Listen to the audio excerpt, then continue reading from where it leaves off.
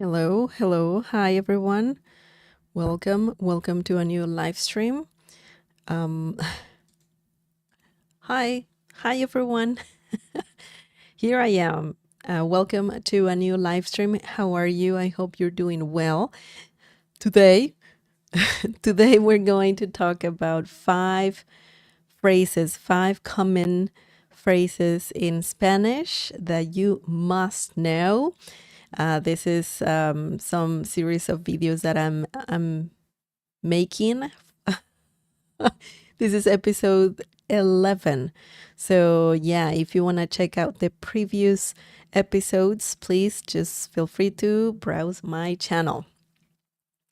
Before we get started, don't forget to subscribe and also click on the bell icon so you can get notified every time I live stream.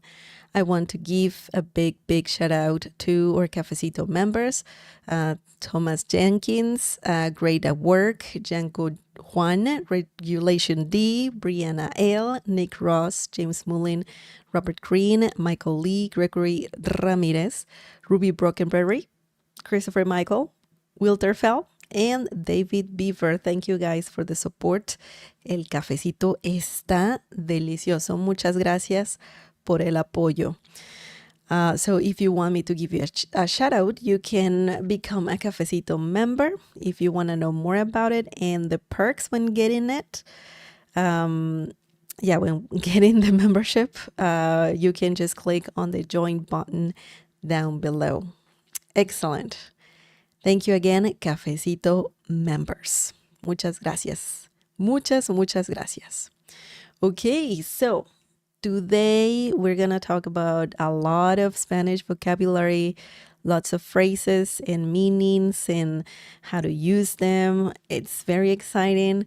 Remember that I'm live streaming, so if you want to ask a question, you can use the live chat. You can just ask, say hello. You can practice your Spanish. So if you want to use it, if you want to use the live chat, you need to be a subscriber. That's for free. So just click on the subscribe button. Okay, excellent. Excellent. Let's get started. Okay. So as I was saying before, we are going to learn five phrases. Five phrases, very common. Some of them are easy, some of them are a bit more advanced, but don't you worry. I'm gonna explain everything to you. And of course, if you have questions, just ask away. Ask away. Excellent. I see Peter B. Hola. Hola, Peter B. How are you? Hola, ¿cómo estás? ¿Todo bien? ¿Todo bien? Bienvenido. Bienvenido. Welcome. Excellent.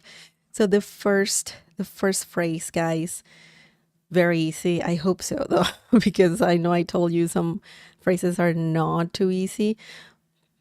They're a bit advanced, but it's okay. It's okay.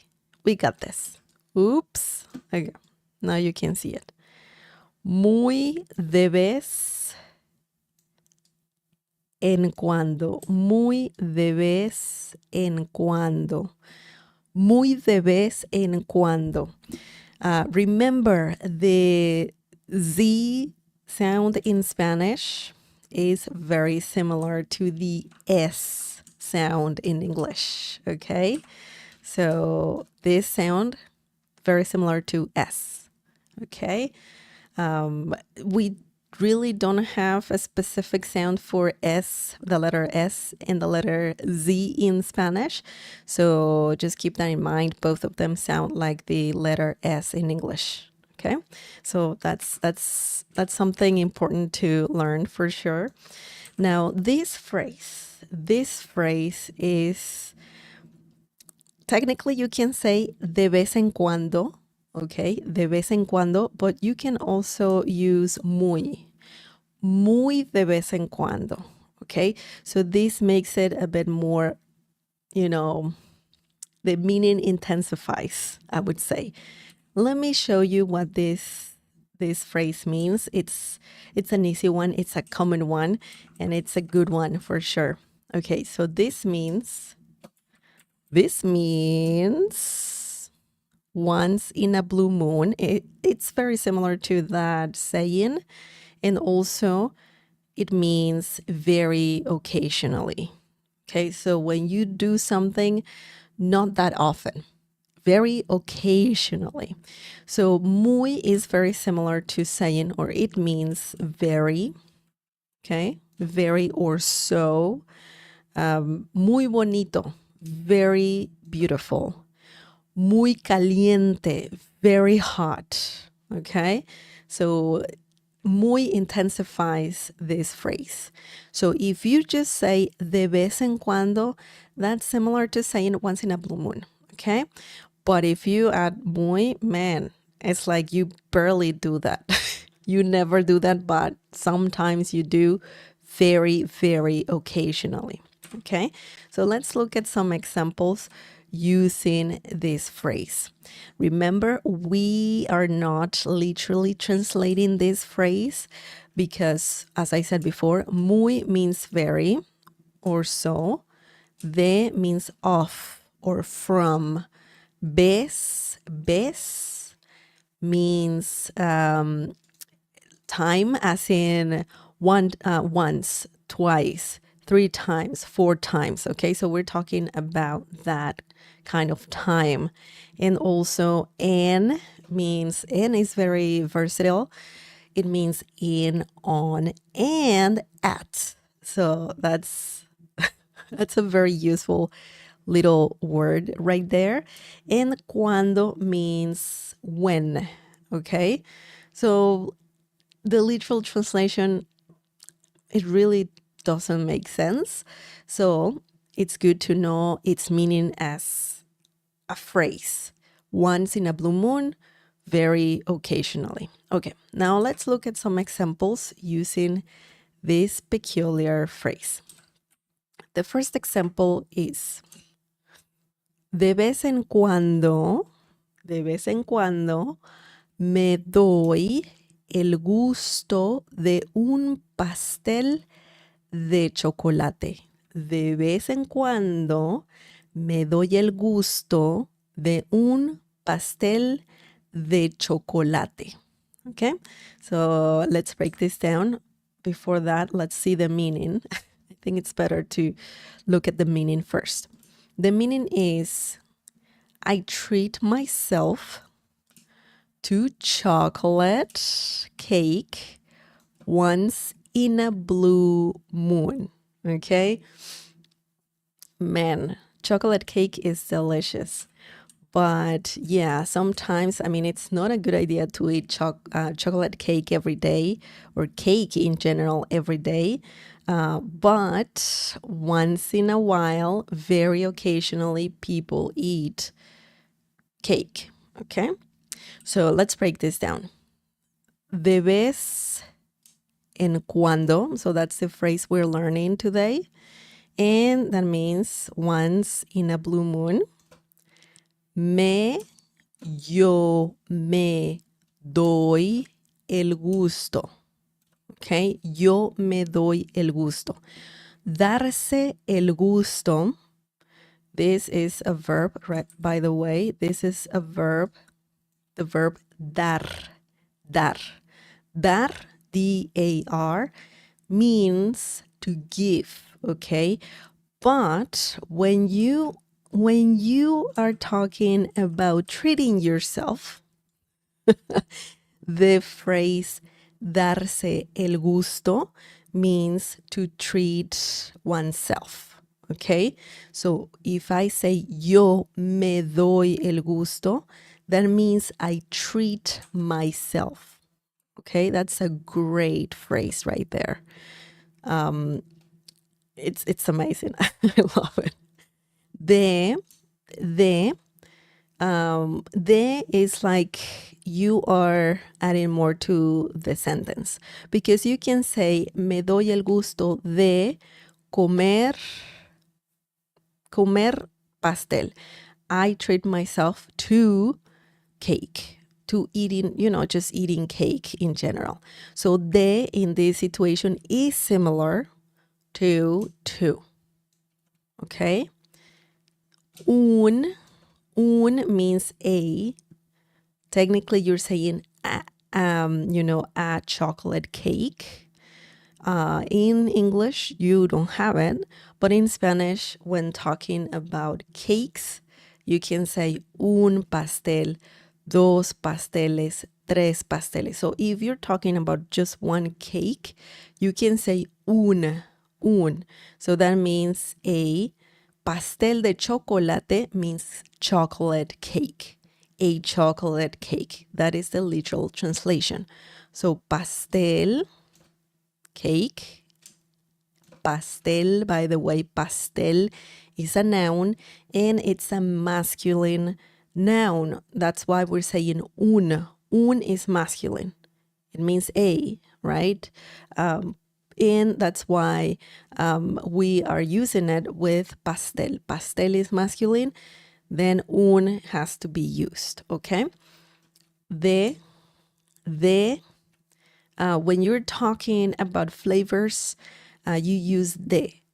When talking about cakes, you can say pastel de chocolate, pastel de vainilla, vanilla cake, pastel de, what other cake is common? Coco, coconut cake, okay? Pastel de coco, coconut cake. Or in this specific situation, we're talking about chocolate, chocolate, pastel de chocolate.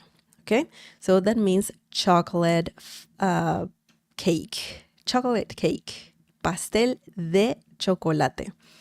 Okay, so once again, de vez en cuando me doy el gusto de un pastel de chocolate. I treat myself to chocolate cake once in a blue moon. Okay, so carrot cake, that's another one. So you would say it like this: pastel de zanahoria. Zanahoria.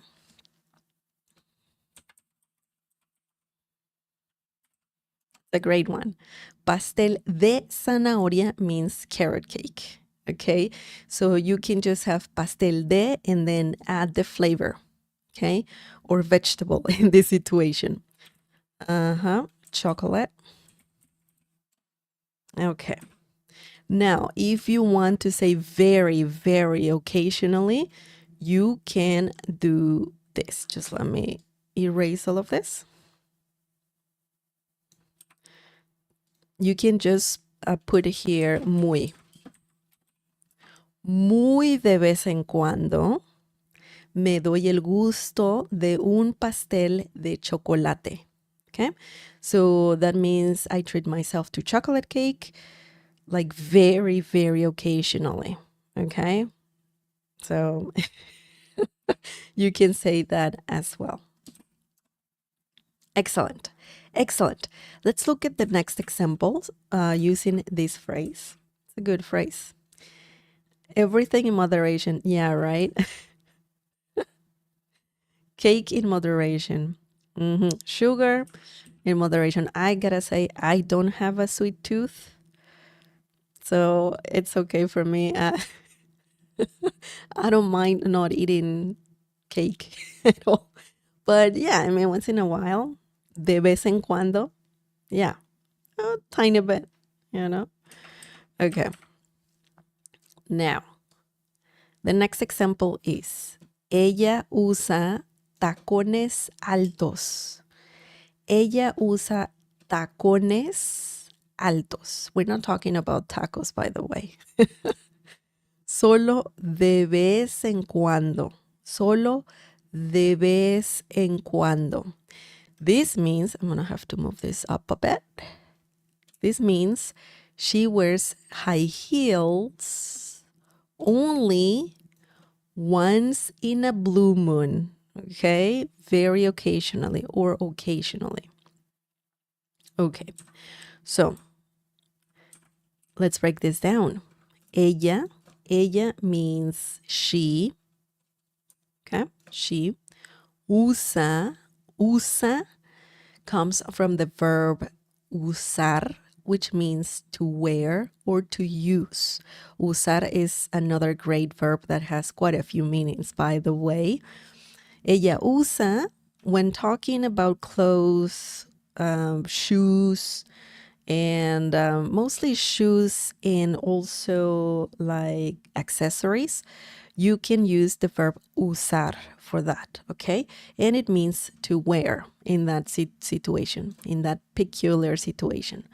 Ella usa, she wears tacones, tacones altos, tacones altos. This means high heels, okay? High heels. Tacones altos. Now, that is said usually just as a general term all over the Spanish world, you know, in Latin America, in Spain as well. I believe so. But I know for sure that in Latin America, you say tacones altos. That term is a common term to refer to high heels, okay? You can sometimes people just say tacones, by the way, not tacones altos.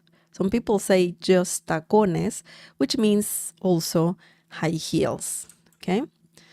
Tacones altos. Solo, solo means only, okay? It can also mean lonely. It can mean lonely. Me siento solo or sola. Sola is the feminine, feminine form of solo. Me siento sola. I feel lonely. Estoy sola. I'm alone. Okay. Or it can also mean only. Okay. Solo. Lone. Not lonely. Sorry. Only in this situation. Only. De vez en cuando. We have the phrase here that we're learning. De vez en cuando. Once in a blue moon. Or you can also say, ella usa tacones altos solo muy de vez en cuando. Okay? You can actually also, you don't need this. You can say it, of course. You can say solo de vez en cuando. If you add muy, ella usa tacones muy de vez en cuando. I would not use solo in that situation. But just keep that in mind. Sometimes, you can have only because, in this situation, you're saying only very occasionally, pretty much, which it makes sense, but you're already saying muy, which means very occasionally, okay? Very occasionally, so you don't need solo in that situation. But if you don't have muy, you can say solo. Solo de vez en cuando, once in a blue moon, okay? Excellent, excellent. Do you guys have any questions? Any questions? Remember, muy de vez en cuando or de vez en cuando means once in a blue moon, very occasionally. You can say muy if you want to intensify the phrase, just to say very, very occasionally. Okay? Perfect, perfect. Any questions?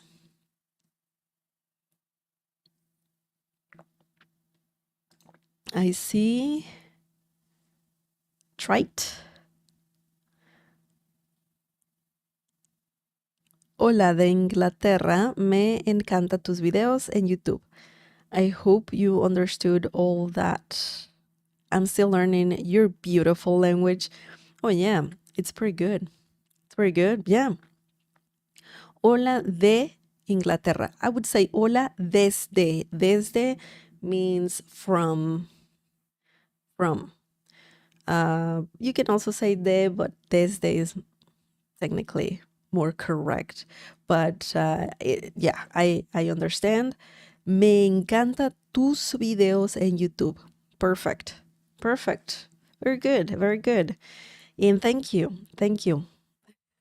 Thank you so much for your kind message, Trite. Yeah, Spanish is beautiful. I think all languages are beautiful. But yeah, thank you and welcome. Welcome. Excellent. Okay, let's continue. Let's keep talking about the next phrase. Let's move on.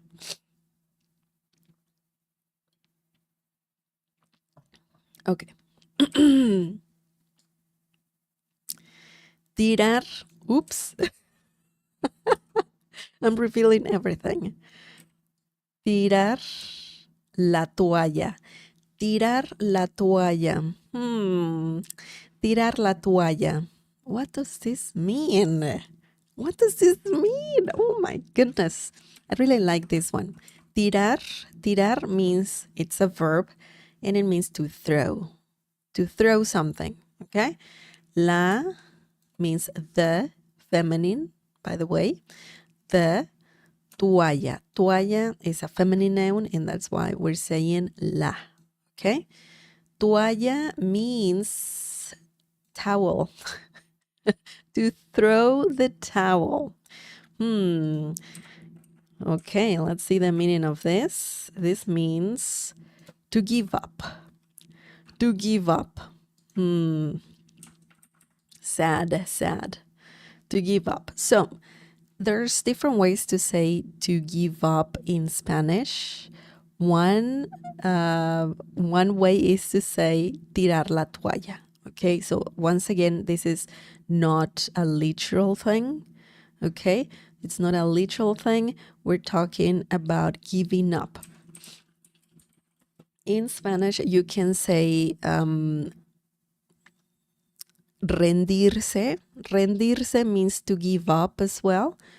Darse por vencido. So there's a few ways to say this. We can talk about that in a future video, in a future stream. But today, let's just focus. Let's focus on this phrase. Tirar la toalla. Tirar la toalla. Now, let's look at some examples using this peculiar, I'm saying peculiar too many times. I'm sorry. This unique phrase. Okay. The first, oops, there you go. The first example is, tiré la toalla después de muchos intentos. Tiré la toalla después de muchos intentos. This means I gave up after so many tries or attempts. It happens. It happens. You're trying too many times and you're like, you know what? I give up. So, I mean, it happens. It happens. And you can use the phrase tirar la toalla for that situation, in that situation. Let's break this down really quickly. Yo tiré. We don't need yo, but we need tiré, okay, the verb. Tiré means I threw. Tiré la basura. I threw away the garbage, or I threw the garbage, okay? Tirar has quite a few uses, but as a phrase, tirar la toalla. Tiré la toalla means I gave up. Past tense, priority tense, okay? Después means after. When you say después de, you're adding more to the sentence, okay? Después de comer, me duermo. After eating, I sleep. I take a nap, I go to bed, okay? Dormir is another verb, another good one that means to sleep, to go to bed. So if you want to add more to the sentence and you're using the word después, just remember that you can use the después de. Muchos means so many. It could mean many as well. Muchas naranjas, many oranges. muchas estrellas, many stars, okay? So muchos, muchas is feminine, muchos masculine, means so many. Intentos means attempts, it means times when doing something, many times, or also tries, okay? So, tiré la toalla después de muchos intentos. I gave up after so many tries. Okay? Excellent. Excellent. Let me tell you that the verb tirar, which means again to throw or throw away, is a regular verb. So you don't have to worry about, oh my God, it's so irregular, I don't know its conjugation. So don't worry about that. It follows the grammatical rules when conjugating Spanish verbs. So don't worry about that. Yo tiro, tú tiras, él tira, nosotros tiramos, and so on. So it's an easy verb to conjugate. Now let's look at the next example using this, using hang on a second, something happened here. Using tirar la toalla. Okay, tirar la toalla. Let's see. No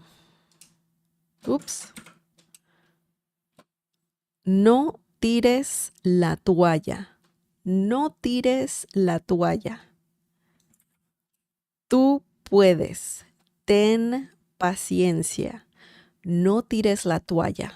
Tú puedes. Ten paciencia. So this means don't give up. You can do it.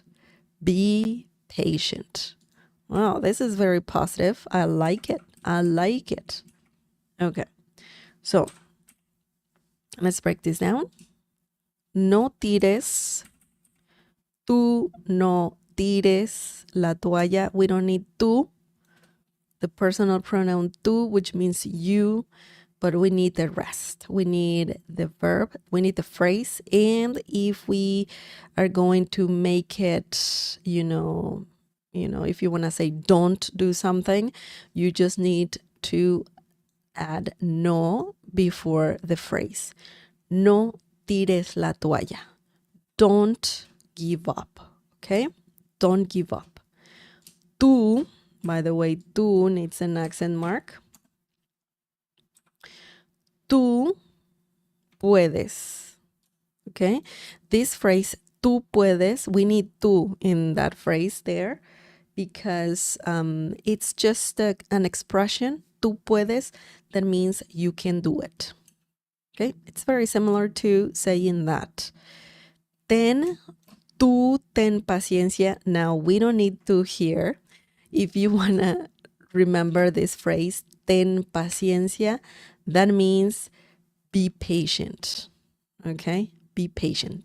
Ten paciencia. Be patient. No tires la toalla.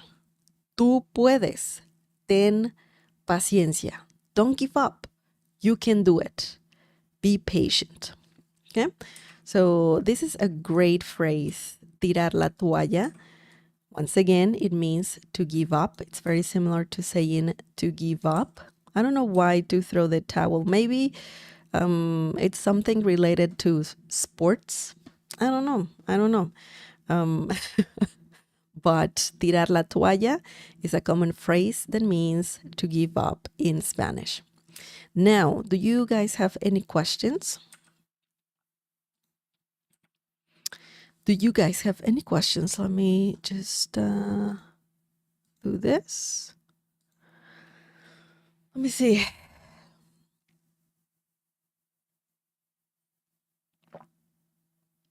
Yeah, throw the towel. Yeah.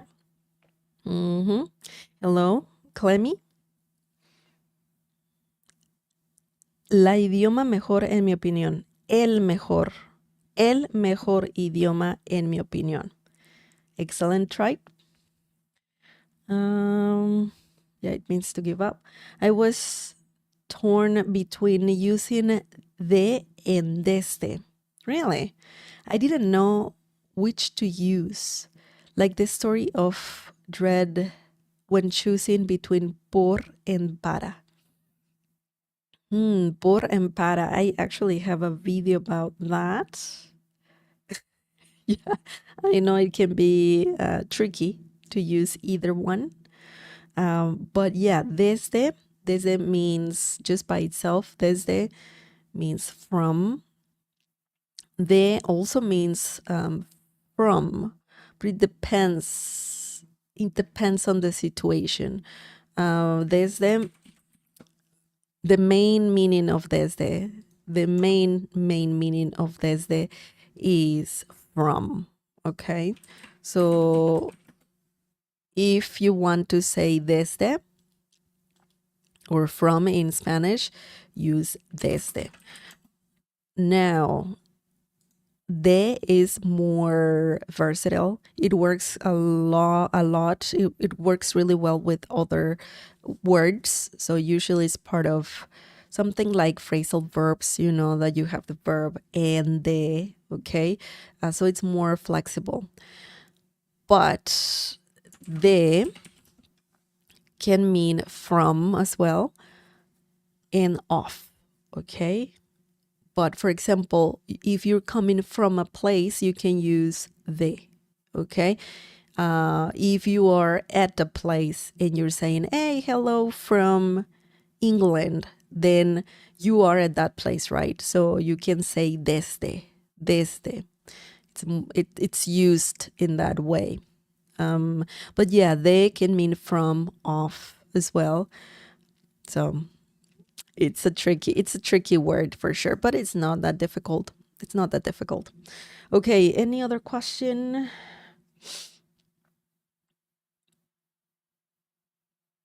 Okay, my question is, do you always put the adjective after the noun in Spanish? It's more common in short sentences. I believe when the subjunctive is used, does the format return to how English is structured? For example, I said earlier, la idioma mejor instead of el mejor idioma. Remember, idioma seems feminine, but it's masculine. El idioma. El mejor idioma. Usually you put adjectives after nouns. La casa bonita, the beautiful house. El hotel grande, the big hotel, right? But there's some exceptions. For example, if you want to say the big hotel differently, you can say el gran hotel, the big hotel. So you're using gran as opposed to grande. Grande is used after the noun. Gran, just gran, Gran, is used before the noun. So it really doesn't have to do with verbs or conjugations. It's more about, what adjective are you using specifically? Okay. What is it? Is it el mejor? El mejor, by the way, el mejor means the best. So that one will not change.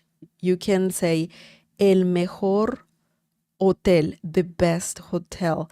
La mejor casa, the best house. So you have to pretty much understand how adjectives work in Spanish. Usually it's pretty straightforward, just place them after nouns. But there's some adjectives that can be used before the nouns. So you have to pay attention to those things. It's just like in English. You learn the sounds of letters in English, but then there's exceptions, For example, sausage. Why can't we say sausage? You're technically saying the sounds in English, but it's the way it is. The pronunciations change. also different things change. So you just have to pay attention to every single thing and just practice pretty much everything over and over until you get it right. But it's pretty good to practice. Like right now, you said something in Spanish, and I just told you a better, obviously, a better correct way to say it. But that is exactly how you learn. That's exactly how you learn. Oh, okay. So it's not la idioma, it's el idioma. Oh, and mejor can be used before. So if you say el mejor, that means the best. Okay. So yeah, little by little, you learn. You get there for sure. You'll get there for sure. Clemmy, how would you say to give up something when you give something away? Dar. I would use the verb dar. Dar means to give.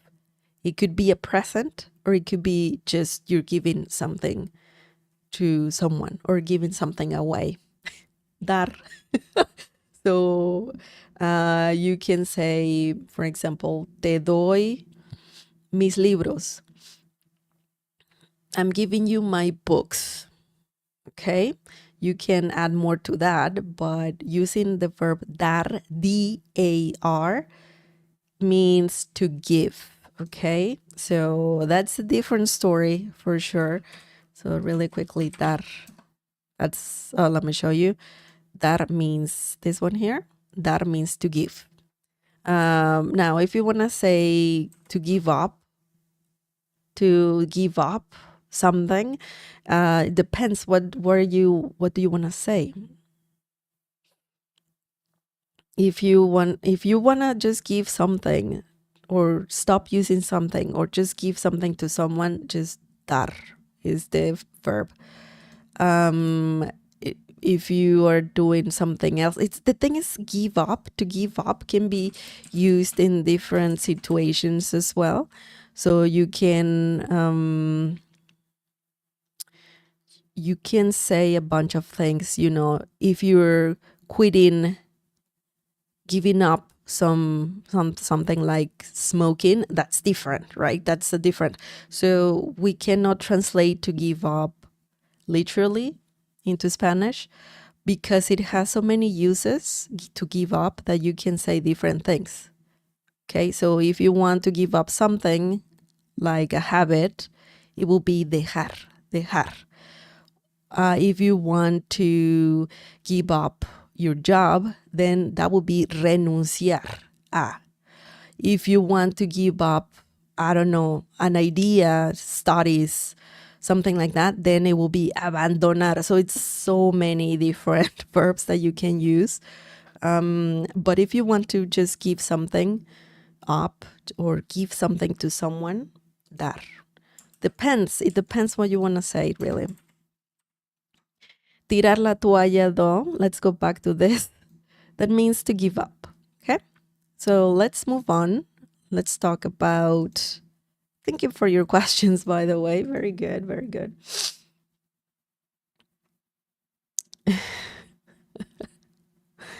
I'll tattoo el idioma on my eyelids. Thank you. Oh boy, oh boy. Please don't do that. But yeah, el idioma. Yeah, it can be tricky. Same with your hands in Spanish. La mano is used, not el mano. La mano. Yeah, la mano. Mano is feminine. Yeah. La mano, las manos. Yeah. Okay, let's move on. Thank you so much for your comments. I'll continue answering your questions so you can just ask away. Just ask away.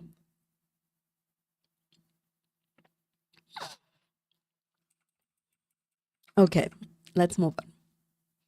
The next phrase is echar leña al fuego. Oh boy. Oh boy. This is another you know, it's it's not literal for sure. It's not. It can be literal, but we're not talking about literal stuff here. This phrase, echar leña al fuego, this one is used in obviously specific situations, usually when someone is angry and you're just, making the person angrier. you know? So it's similar to saying to add fuel to the fire. Okay, it's very similar. In Spanish, you're not using fuel, you're using wood. Okay, leña. I know it can, madera means wood in Spanish as well, but leña also means wood, specifically the wood you use for a bonfire. Like leña, it's different than madera. Madera. So leña is like saying firewood. Okay, firewood. Echar means to throw. Okay, it's similar to tirar, like we were talking about a few minutes ago. But echar also means, like to toss, to just throw something. And specifically to the fire. Fuego means fire. Al is used when you have a el, okay? A el. In English, we don't have, if we see this, it's incorrect. Technically, I mean, both words are fine, a el, but you cannot have that in Spanish. You cannot have that in Spanish. When you have this, it becomes al, okay? Al, and that means to thee, to thee. So now we know the meaning of this phrase, but let's look at how we can use it in a sentence, okay? Let's see.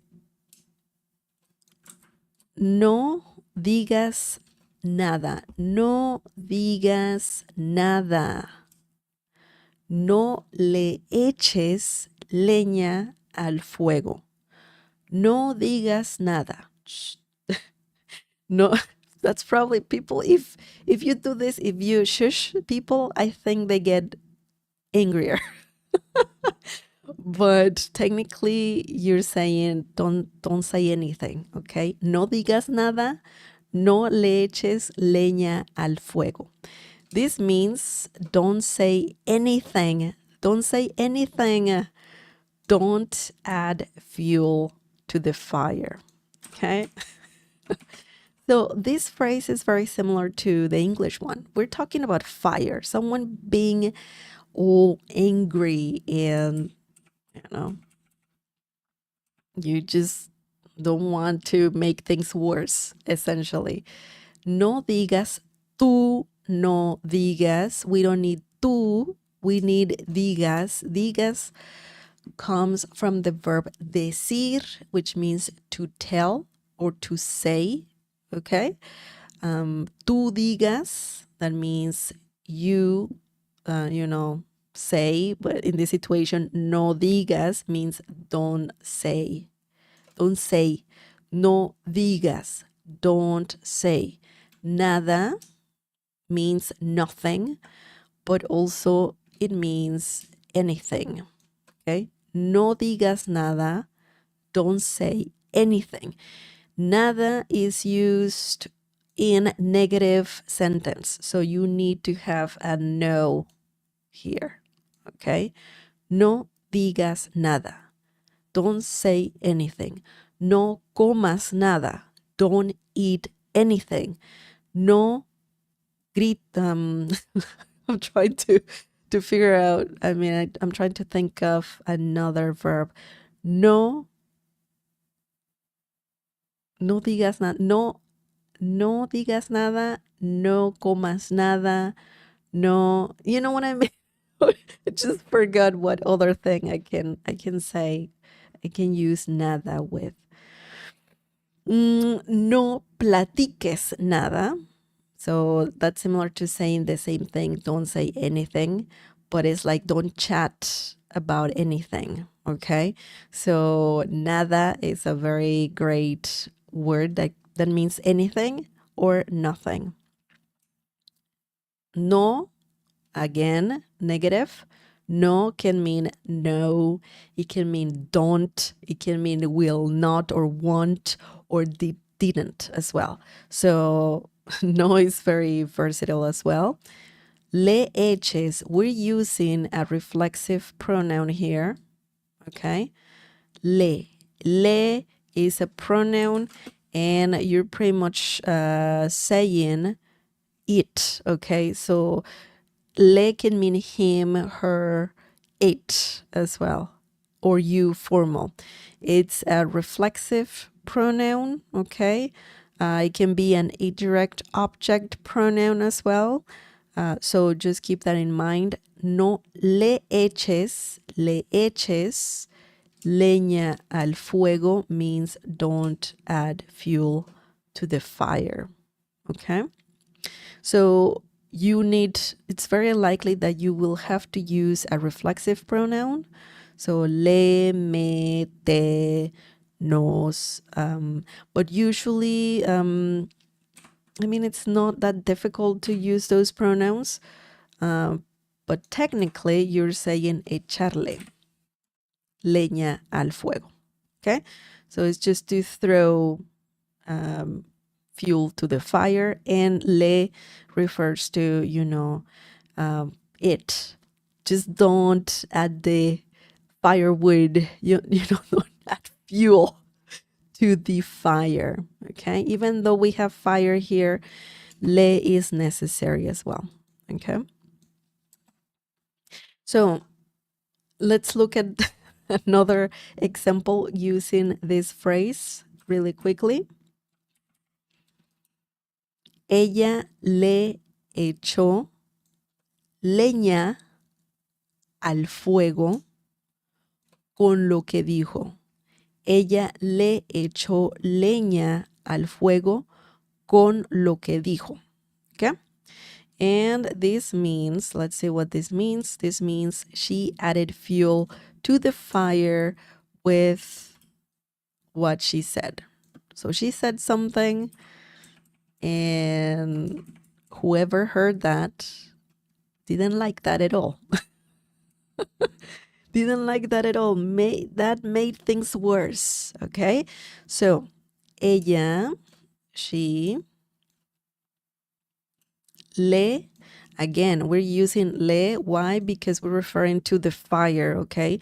So it's very likely that you will use mainly le if you want to use this phrase more than other reflexive pronoun.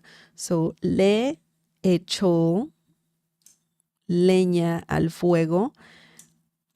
Okay, echó. This is the verb, of course, conjugated, the verb echarle. And it's obviously for this pronoun ella. Ella le echó. Yo le eché. Él le echó. Nosotros le echamos. Okay, so just keep that in mind. This verb will agree with obviously the pronoun here. Okay, le just refers to it, to the fire. Okay, leña al fuego added. Ella le echó leña al fuego. She added fuel to the fire. Con means with. Okay, with. Lo means it as well. Lo, when you have lo que, that means what. I know it can be complicated because que means what as well, but it's very common to use lo que to say what when referring to it. So you have it and what, okay? So we are saying that she said something. So we're referring to that thing that she said, okay? And que is also there to just help to get all together. And that means what? Again, dijo, ella dijo. We don't need ella, okay? Drop ella because you said it at the beginning. And dijo, we need dijo, that means she said, okay? It can mean also he said, okay? Él dijo, ella dijo, okay? So just keep that in mind. And yeah, technically she said something, the other person got angrier, and everything is worse. The situation got worse. Oh boy, oh boy, oh boy. Remember, echarle leña al fuego means to add fuel to the fire or to make things worse, okay? Specifically when there is a tense situation, a very tense situation where someone is angry, okay? Someone's angry. You don't want to, add fuel to the fire, definitely. Okay, do you guys have any questions? Any questions?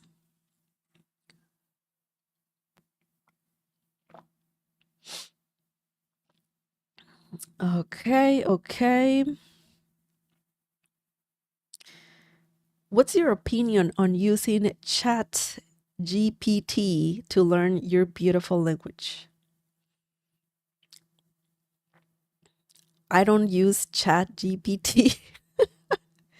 I've used Copilot, and I use AI in Adobe. The Adobe suite has AI, but if that helps you practice your Spanish, for sure. I don't see why not.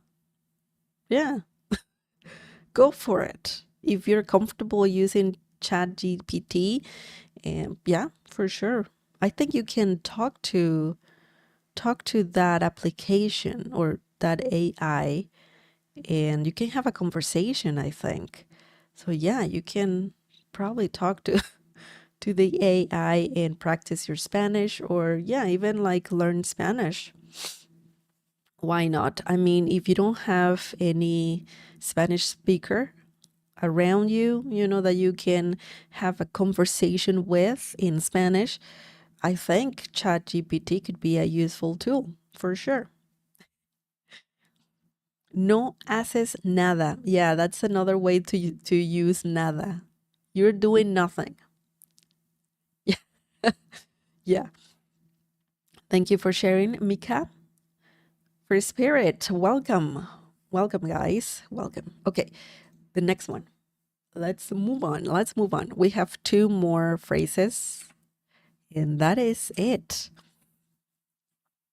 Okay, let's see what we have here. Dar en el clavo. Dar en el clavo. What does this mean?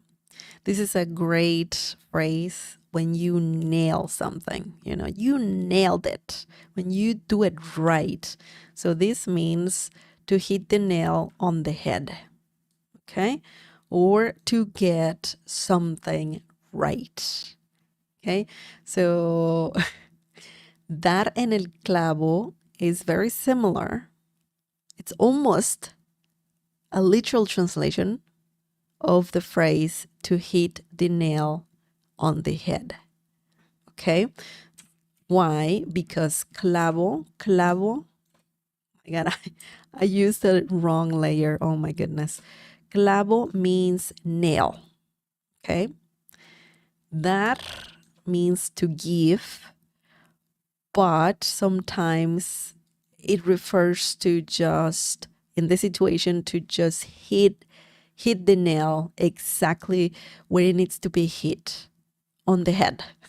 Not on your finger, but on the head of the nail. Okay, so en means in, on, at. Here, we don't have to worry about the literal translation, but it's similar to saying on, right? On. El means the, okay? But we're just saying you just hit the nail. Yeah, that's it. That's it. Or you hit the nail right. Congratulations. Man, it hurts if you don't do it in, speaking literally. If you miss the nail, man, and you hit your fingers, oh my God. That has happened to me once or twice, I would say. Oh man, not a good feeling. But anyways, we're talking about getting something right. For example, diste en el clavo con ese comentario. Something simple. Diste en el clavo con ese comentario. Okay, diste comes from the verb dar.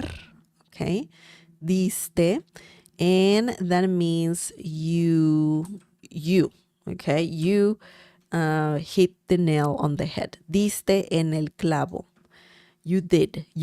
So this is past tense. Tú diste. Okay, diste en el clavo. That means you hit the nail on the head. Let me just show you the translation. I forgot to show you that. You hit the nail on the head with your remark or what you said, remark, comment, whatever this person said. Diste en el clavo. You hit the nail on the head. Con, with. Ese means that. Ese, for example, ese carro, that car, okay? Ese teléfono, ese teléfono, that phone, okay? But in this situation, you're just saying pretty much like with your remark. Comentario can mean remark. Ese con tu, you could make it more literal and say con tu comentario. That's like a more literal thing with your remark. Tu means your without the accent mark, your. But you can also say ese, con ese comentario, with that remark. That's the literal translation, okay? So it's up to you if you want to say with your remark. We can change it, make it more literal there so it's clear. But you can also say ese, okay? With your remark. So sometimes that happens, you just say the right thing at the right time. So if you have that situation, you can use the phrase dar en el clavo. Okay, so let's look at another example. Just let me erase, not make it more red. Okay, let's go. María pensó que le dio al clavo, pero hizo todo lo contrario. María pensó que le dio al clavo, pero hizo todo lo contrario. What does this mean? This means Maria thought she hit the nail on the head, but she did the exact opposite. Oh no, Maria. We are a little vague. We're not saying, Maria said this or did this specifically. We're just saying that she did something and she thought it was the right thing to do, but it was the opposite. It was the opposite. Okay, María, Mary, María, pensó, thought, que. When you use the verb pensar, which means to think, you can also use the word que. Okay, it's similar to saying that. I thought that, or I think that. Okay, so that's a common thing to do in Spanish. So if you want to add more to the sentence after saying pensar, you can use the word que. Pensar que, pensó que, thought, le dio al clavo. This is a pronoun that means she, okay, in some situations. That's a reflexive pronoun and it means him, her, it as well. But in this situation, it's similar to she because we're using the phrase hit the nail on the head, okay? Le dio al clavo. She hit the nail on the head. Pero, but, ella hizo. We don't need ella again because we established that we're talking about Maria already. She, okay? Hizo means she did. Todo, todo lo contrario. Let's just include this whole thing. Todo lo contrario means, that phrase means the exact opposite. Okay?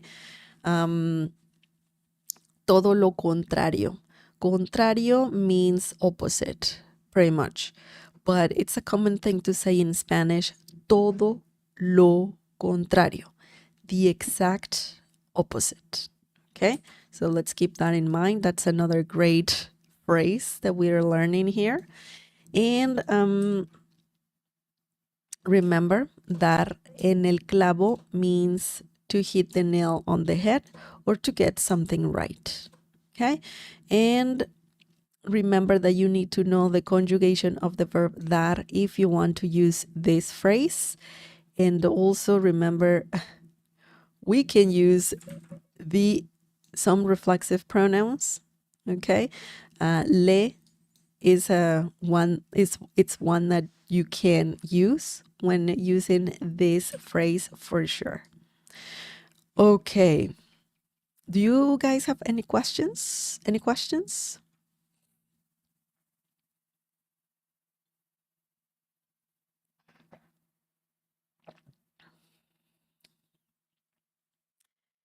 Solo fue un ejemplo. No quería decir que no estás haciendo nada. Yeah, I got it. I understood the example. Yeah, we were talking about nada, and you gave us a good example using nada. Yeah. If I completed a successful sentence in Spanish without mistakes, I could say dar en el clavo. Yes. Yeah. Yeah. Yeah, you can. You can. Essentially, you're just saying that you're doing something right. It doesn't matter what it is, or correctly, even correctly. You're doing something correctly. So we could be talking about, saying something correctly, saying something right that makes sense, that it's spot on. Okay. So technically you're just referring to that. You just did something right. Okay. But yeah, it could be about many things for sure. You can use that in many different situations. Oh my goodness. Clement, thank you so much for your donation. Thank you. Oh, thank you for everything. Thank you so much for saying that. Thank you. I appreciate it. Thank you so much. Oh boy, oh boy, oh boy. That's awesome. Thank you. Now let me see, because I don't know what NGN means. We can check at the end of the stream, but thank you. Thank you so much for the donation. It's appreciated for sure. Okay, me encanta frases nuevas. Me encanta frases nuevas. Estoy aprendiendo todos los días. Gracias. That's awesome. That's awesome. That's an important thing when learning a new language. Just keep at it, you know. Even if you learn one word a day, that's a lot. That's a lot if you do it every day for a year, even. For a year, man, that's so many words that you will be learning. So yeah, definitely. Definitely. And thank you for your kind comment. Thank you. Thank you. I appreciate it too. Okay. The last phrase, guys. The last phrase. Let's see. What we have here. Ooh. Big brush. Okay. Mariposas en el estómago. Mariposas en el estómago. Man, this is a good one. I really like this one. You know that feeling when you're nervous and, you know, because you're on a date or because you have to, I don't know, do some presentation in front of a lot of people, and you get all nervous and you can feel something in your stomach, right? Something like butterflies in your stomach. So this phrase means, you know, butterflies in my stomach. Mariposas en el estómago. Of course, you need to use the verb sentir, which means to feel. Okay, let me add it. Well, you'll see it in an example. I'll show you. But mariposas means mariposas. Mariposas means butterflies. Okay. And once again, in, very versatile word that means in, on, at. And in this situation, it means in, el, the. But in this situation is similar to my. Okay. Estómago means stomach. So this is a common thing to say in Spanish, just like you say it in English. When you get butterflies in your stomach, yeah, it happens. And the funny thing is that in Spanish, we also call them butterflies. You know, that sensation of butterflies in your stomach. But let's look at some examples using this really nice phrase. I don't know if you like that sensation, but it's exciting, I would say. It can be exciting for sure. So the first example is, cada vez que te veo, siento mariposas en el estómago. Cada vez que te veo, siento mariposas en el estómago. This means every time I see you, I get butterflies in my stomach. Or just I get butterflies somewhere, specifically in the stomach. Okay. Cada vez. This is a great phrase that means every time. You can use it in so many situations. If you want to say every time in Spanish, cada vez is the phrase for that. Okay. Que That's to add more to the sentence. Cada vez que, okay, cada vez que, and then add the action. What's the action? Te veo, te veo, te veo. Te first refers to you, okay? It's a reflexive pronoun, and you're just saying you. I see you. Te veo, te, you, veo, I see. Yo veo, I see. Te, you. Te veo, I see you. Okay? Te veo. Remember, the V sound in Spanish is similar to B as in bell in English. So don't worry about, saying B differently than V. No, it's the same B sound. Although if you say te veo with the V sound, it's fine. It's understandable. You will be understood. Okay, so don't worry about that. But if you want to nail the pronunciation, B as in bell. Okay. Siento, yo siento. We don't need yo. We need siento. Siento comes from the verb sentir, which means to feel. Me siento nerviosa. I feel nervous. Me siento feliz. I feel happy. When using this phrase, because it's a feeling in your stomach, you need to use the verb sentir, okay? Sentir. Siento, yo siento.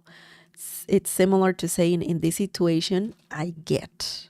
But essentially, you're saying I feel, okay? Mariposas, mariposas, butterflies, en el estómago. In my stomach. Why am I saying el estómago and not mi estómago? Why is that? Oh my God, I'm doing this wrong. Okay, so many shortcuts. Oh my goodness. Okay, that's it. That's what I wanted to do. That's because there's some situations in Spanish when you just say where you're feeling something, okay? You don't have to say my stomach because it's obvious, it's the whole sentence is giving it away that it's your stomach, not other person's stomach. So it's a common thing to say el estómago, okay? You could say en mi estómago, in my stomach, so it's more literal. But I just want to let you know that it's a common thing in Spanish to say el estómago, okay? Once again, because you are already saying that, you are feeling butterflies in your stomach, right? I mean, you cannot say, oh, you're feeling butterflies because I can feel them. you know? No. So it's just something that happens in Spanish. Sometimes you say, I'm feeling, and then you just say el estómago. For example, siento dolor en los ojos. I feel pain in my eyes. And you're saying los ojos, not mis ojos. Both ways are fine, but it's a common thing to say in Spanish. Los ojos, el estómago, la cara, okay? You're already saying I'm feeling. So that's it. That's all I wanted to say. Hopefully it was clear. If you have questions, just let me know. Okay. So, cada vez que te veo, siento mariposas en el estómago. Every time I see you, I get butterflies in my stomach. Okay? Excellent. Let me just show you the last example. This is the last example, and the stream will be over. Okay. So, siento mariposas en el estómago antes de hablar en público. Siento mariposas en el estómago antes de hablar en público. Do you guys know what this means? Do you guys know?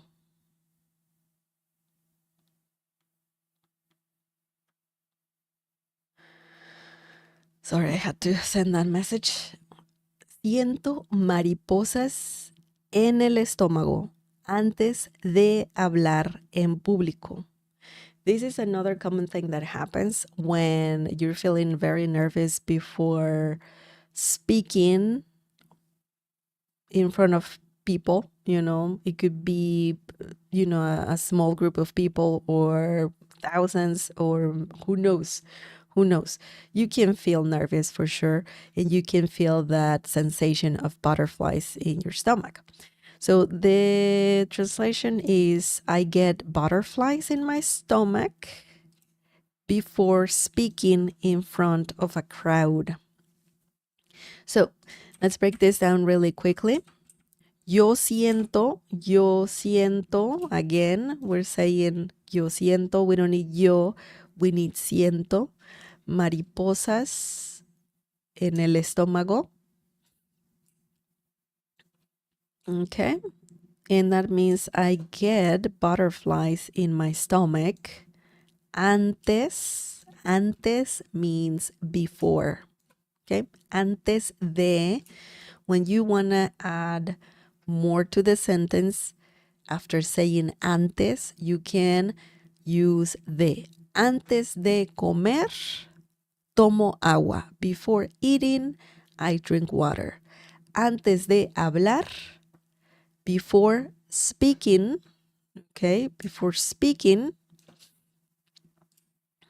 So you usually have a verb after antes de, and then a verb. Antes de comer, before eating. Antes de hablar, before speaking. Antes de jugar, before playing. Antes de correr, before running. Okay, so that is how it works in Spanish. The verb needs to be in the infinitive form, which means don't conjugate it. In English, you have the gerund there, speaking, running, eating. In Spanish, no. You need the infinitive form, which is hablar, comer, jugar, ir, tener, okay? So don't conjugate it. And the phrase en público, that phrase en público means in front of a crowd or in public as well. Público means public or crowd, a group of people. You're going to do something in public or in front of a crowd, okay? So en público, in front of a crowd. En público, en público. Don't forget the right intonation. Público, público, público, okay? So mariposas en el estómago, that phrase is pretty good. It's a great phrase to express how you're feeling, when you're feeling excited, when you're feeling, nervous, when even when you're feeling anxious because something will happen.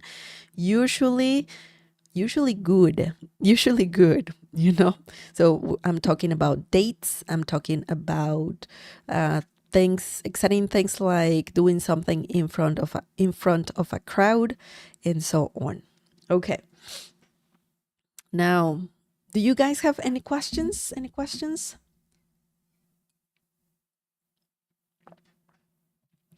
Butterflies in the stomach. Yeah, that's the literal translation.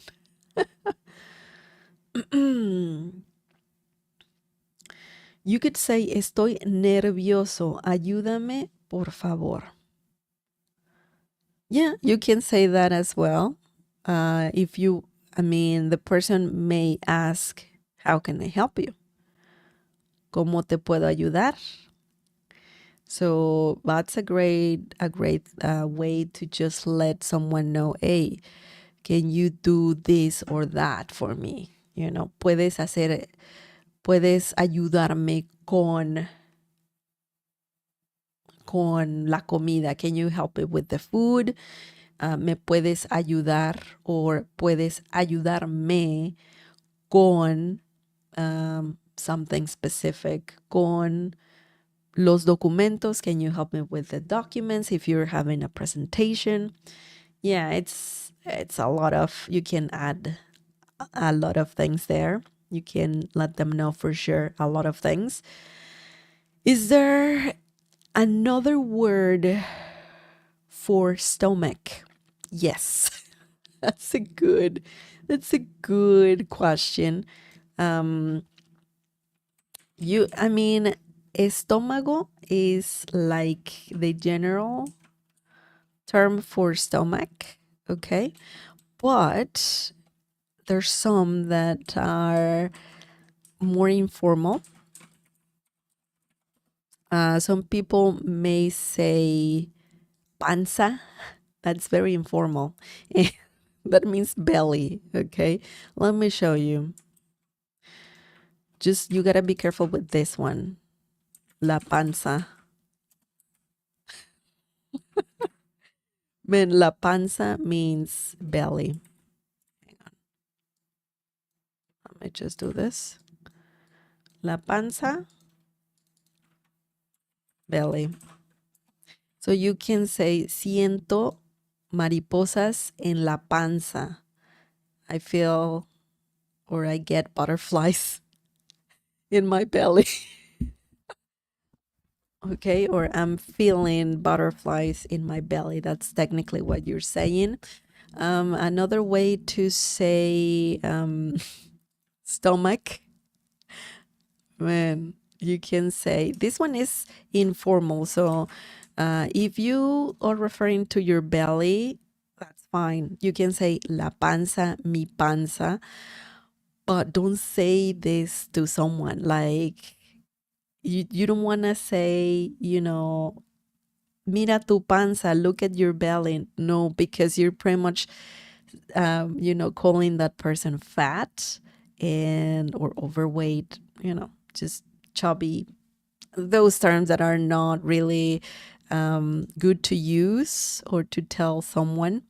But if you say mi panza, it's perfectly fine. That's perfectly fine. Another one is estómago.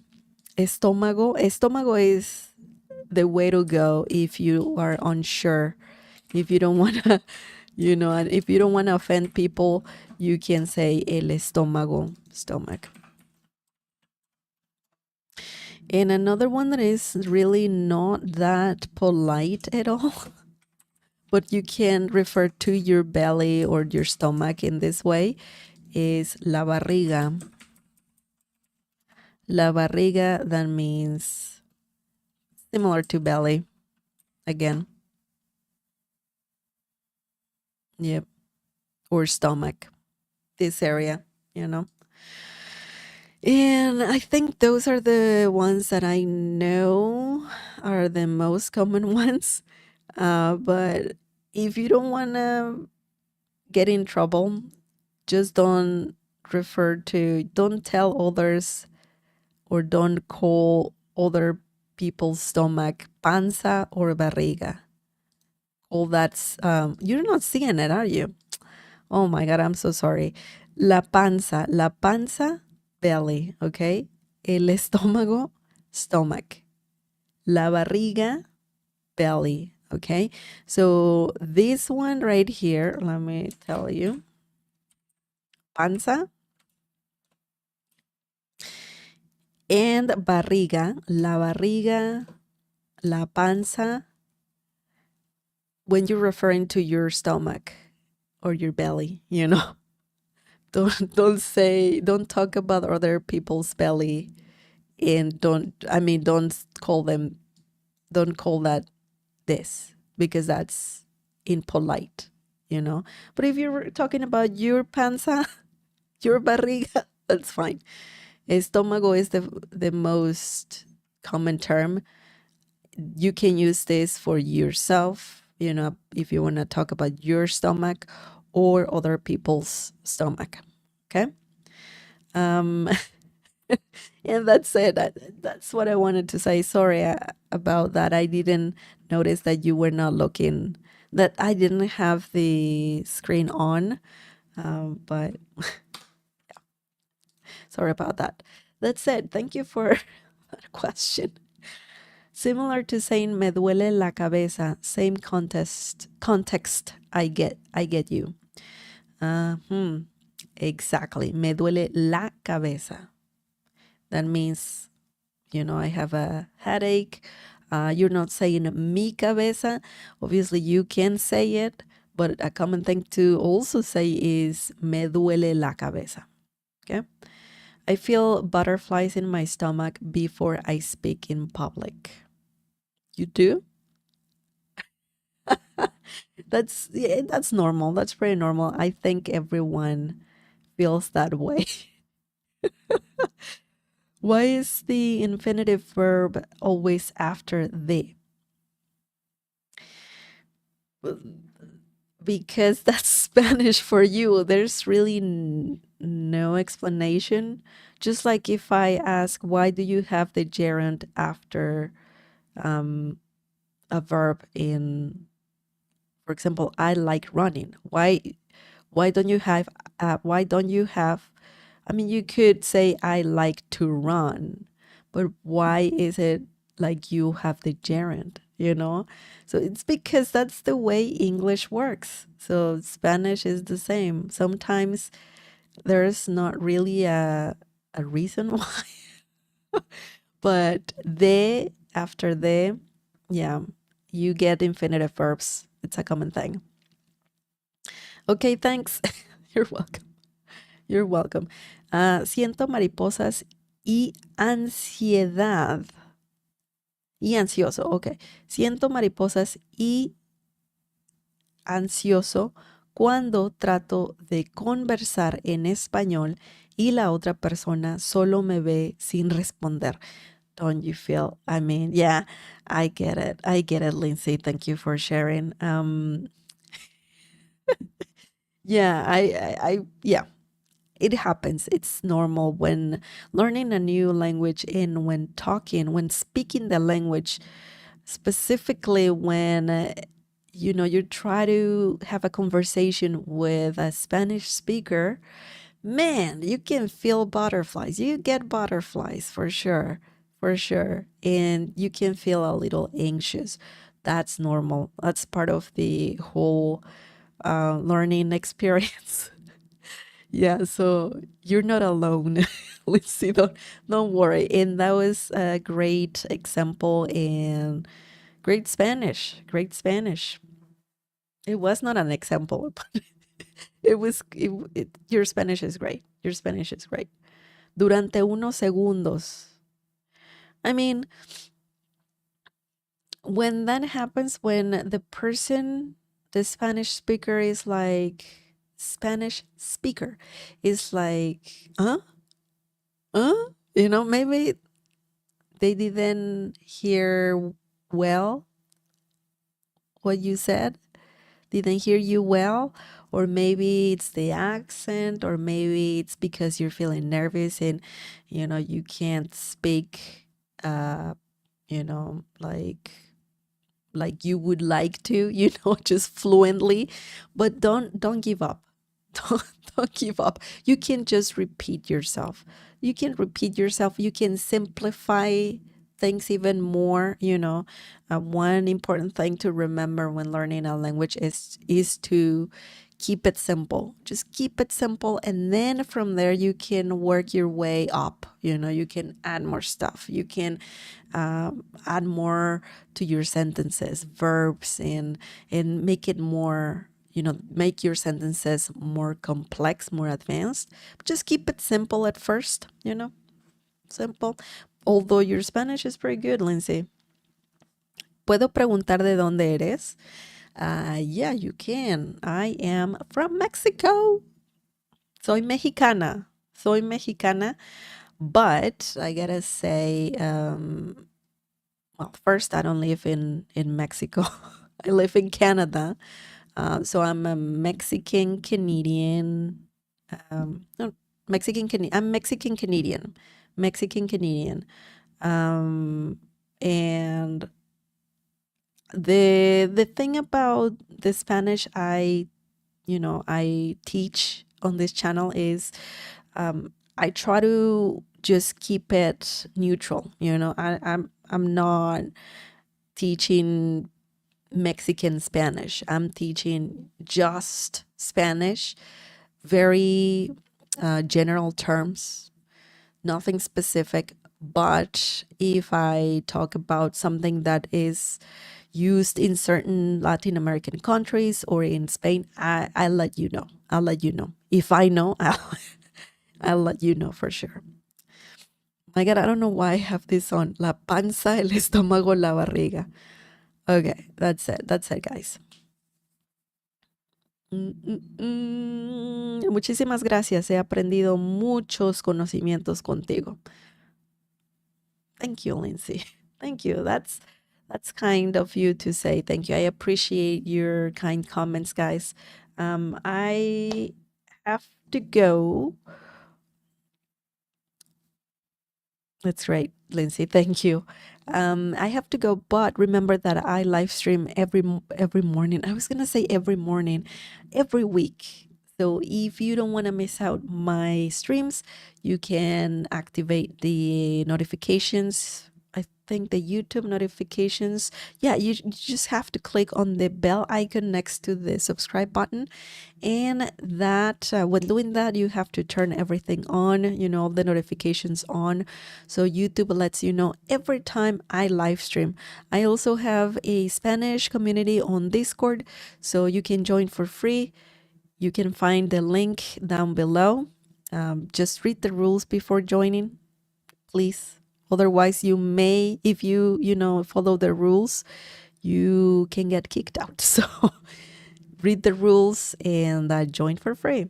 Thank you so much for everything. If you like this video, please, or stream, please give it a like. And yeah, I'll see you next time. And thank you so much for being here. I appreciate you. Muchas gracias por todo. Hasta pronto. Thank you. Take care. Cuídense. Bye.